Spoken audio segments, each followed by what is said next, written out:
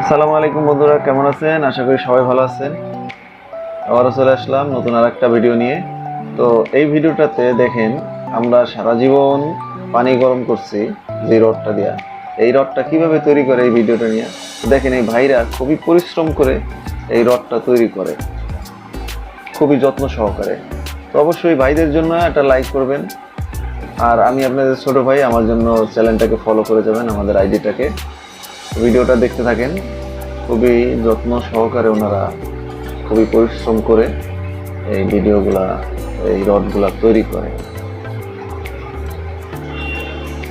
আমার কাছে খুবই ভালো লাগবে দেখা যে কিভাবে কত যত্ন সহকারে এই রডটি তৈরি করে, তাই আপনাদের সামনে ভিডিওটা নিয়ে আসলাম।